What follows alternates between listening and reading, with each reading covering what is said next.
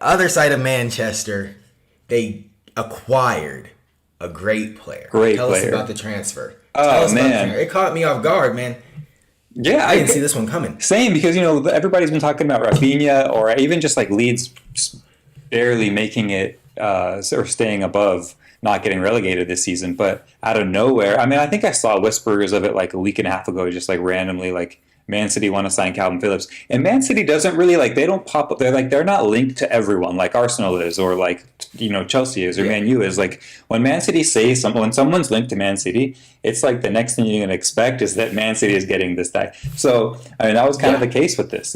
Calvin Phillips is amazing. He's been like, I mean, he's Leeds born and bred. Like he's been there his whole life. He had chances to leave when they were still in the championship, but his family was like, "No, you gotta bring Leeds to the Premiership," and he did that. Stuck with them a few years. Obviously, he's an England international. He's an incredible player. He's basically coming on to replace what's the Brazilian who's leaving? Fernandinho? Fernandinho. Thank you. Yeah. Yeah, you good. So I think that he's going to be. I mean, and for my money, I would even kind of.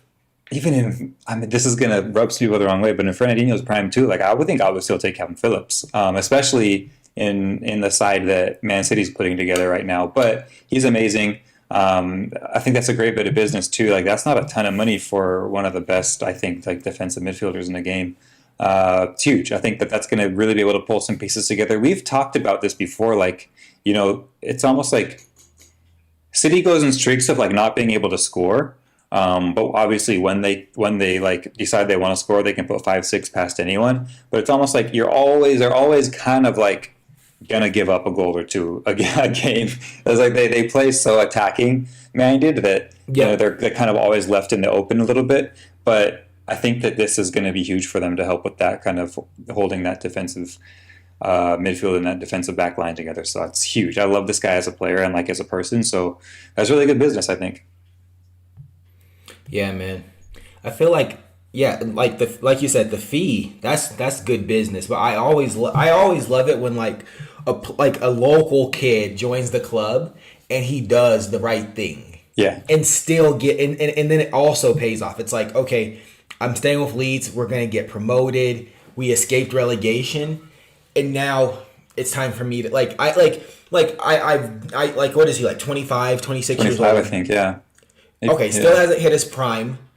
Did honorable stuff for his hometown club, and now he's like, okay, I'm gonna get a decent transfer, not like astronomical, and I'm gonna move on and start getting the credit that I need. Like it's one thing, okay, yeah, he's an amazing midfielder for Leeds. We got promoted from the championship, and we just keep escaping relegation, and we keeping the lights on. Okay, that's Yeah. cool, but you want to win stuff, like you got ambitions, and there's nothing, and no one, I feel like no one faults you. It's like people talking about like, oh yeah, like you got to be loyal, blah blah blah. No, you did what you did. You got your team a great feat, and now you're going to go on and win several trophies at Man City, whether it's under Pep or whoever they get. Like you're guaranteed basically guaranteed success at this point. Yeah. And why wouldn't you want this? So overall I'm just happy. Same. Like I wish a different team did it, but Man City made a brilliant signing, and